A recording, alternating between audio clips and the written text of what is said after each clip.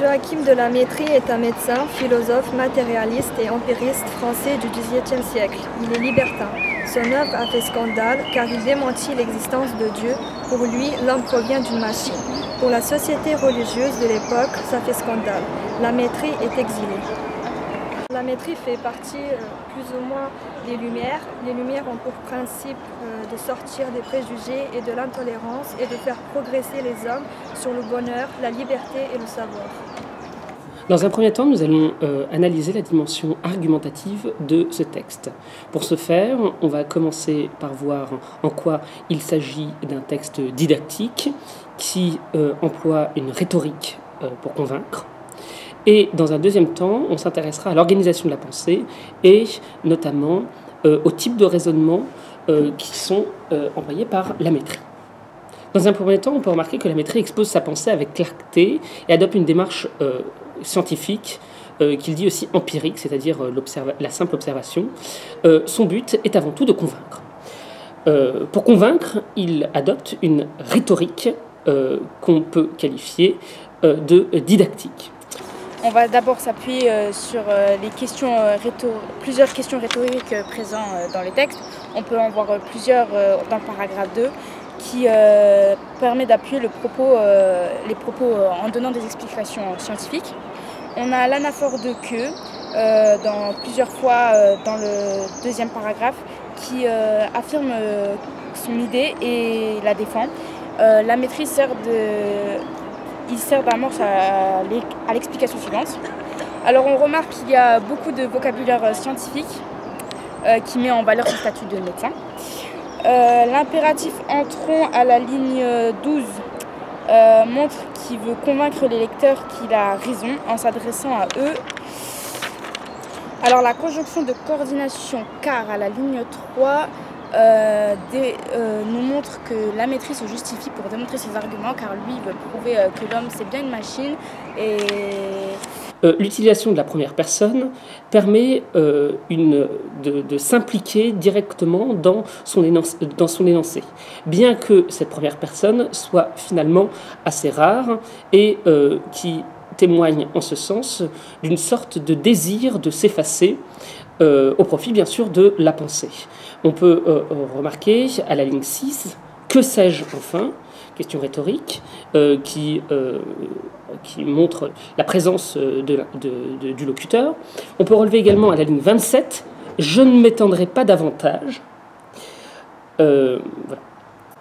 De plus, on peut remarquer l'utilisation de verbes à l'impératif à la ligne 12, entrons dans quelques détails, qui peut être interprété soit comme un nous de majesté ou bien une interpellation du lecteur. La Métrie cherche à nous faire participer à son énoncé. Il s'agit d'un texte didactique aussi, car on peut remarquer l'utilisation du présent de vérité générale. À la ligne 12, tous les mouvements vitaux, animaux, naturels et automatiques se font par l'action.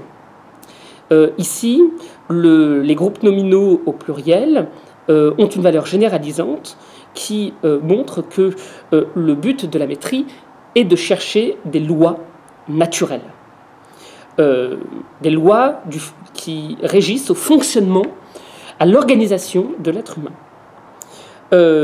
À ce titre, on peut relever également la répétition du déterminant indéfini tous qui permet d'opérer une généralisation. On le voit notamment à la ligne 29-30. Il est à la source de tous nos sentiments, de tous nos plaisirs, de toutes nos passions, de toutes nos pensées.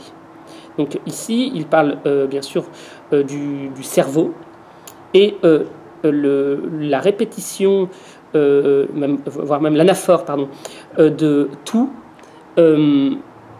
montre ce désir d'étendre sa réflexion à l'ensemble du corps humain. Les questions rhétoriques permettent d'impliquer le lecteur et de présenter ses idées comme des constats d'évidence. On le voit de la ligne 8 à 11. L'organisation suffirait-elle donc à tout, etc. etc. ou bien de la ligne 13 à 24, n'est-ce pas machinalement, et s'en suivent plusieurs questions rhétoriques. Pour terminer, on pourra toujours remarquer dans cette partie sur une rhétorique pour convaincre l'abondance de connecteurs logiques qui soulignent les étapes de la démonstration et qui mettent en valeur les liens de cause à effet. Parce qu'en effet, la pensée de la maîtrise, qu'on nomme mécaniste, repose entièrement sur l'enchaînement des causes et des conséquences, c'est-à-dire sur la causalité. C'est pourquoi la conjonction de subordination puisque et car, et la conjonction de coordination car, sont abondamment utilisées à la ligne 2, à la ligne 1, à la ligne 9 et à la ligne 29. Le recours à des références philosophiques, disons, ou plutôt scientifiques, à la ligne 31, en appelant à Hippocrate, appuie son argumentaire en employant donc ce qu'on appelle un argument d'autorité. La figure d'Hippocrate est jugée comme incontestable, par conséquent son raisonnement l'est également. Maintenant, toujours pour voir la dimension argumentative de ce texte, on peut s'intéresser à l'organisation de la pensée, voyant ainsi qu'il s'agit d'un raisonnement clair et organisé. La démonstration de la maîtrise suit une progression rigoureuse et adopte plusieurs types de raisonnement. Si on s'intéresse à la progression, on peut remarquer que cette progression est logique. Tout d'abord, celui-ci s'opère en 3 temps, et chaque paragraphe permet d'approfondir un thème différent. C'est ce qu'on appelle une progression thématique. En effet, si on regarde, le premier paragraphe affirme le lien entre le cerveau et le corps. Selon la maîtrise, on le verra dans une deuxième partie, il n'y a pas d'opposition entre corps et l'âme. Au contraire, il y a une relation, une organisation. Après avoir affirmé le lien entre le cerveau et les organes, le deuxième paragraphe permet d'observer les mécanismes, cette fois uniquement du corps humain, ce qu'il appelle les ressorts subalternes, un petit peu plus loin, à la ligne 27. Donc on va avoir ici une série d'exemples, une accumulation d'exemples portant sur des parties du corps humain. On pourra citer la pupille, le cœur, les artères, les muscles, mais également les sphincters et la verge de l'homme à la ligne 22. Enfin, troisième et dernière étape de sa progression logique, il s'intéresse au mécanisme, cette fois, du cerveau, qui crée ce qu'il appelle l'imagination. Donc, si on devait résumer, il s'agit ici d'une progression qui va du général, le corps, le cerveau, au particulier, le corps, puis le cerveau. Maintenant, si on peut s'intéresser au type de raisonnement, la maîtrise adopte différents types de raisonnement selon l'idée qu'il veut défendre.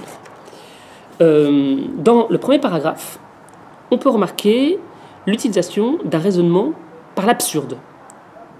Le conditionnel présent permet de considérer une hypothèse absurde, c'est-à-dire un autre corps humain. Je lis. L'homme seul aurait reçu en partage la loi naturelle, en serait-il moins une machine?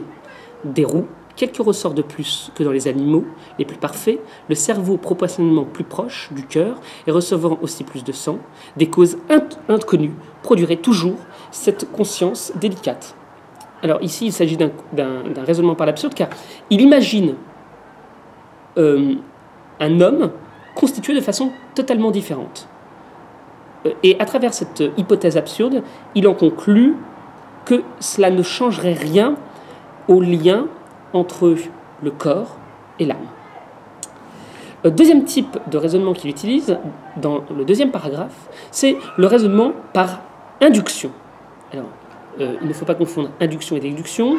L'induction consiste à partir d'un constat d'ordre général pour ensuite l'appliquer à des exemples. Alors si on regarde, au début du paragraphe, la métrie commence par une généralité. Tous les événements vitaux, animaux, naturels et automatiques se font par leur action. Ici, il pose la règle qui est que le corps humain est totalement dicté par des mécanismes, organisé par des mécanismes. Puis, on va avoir des cas particuliers qu'il va accumuler et qui est appuyé notamment par l'anaphore de la question rhétorique « N'est-ce pas machinalement ?» à la ligne 13, « N'est-ce pas machinalement ?» à la ligne 16, et enfin à la ligne 20.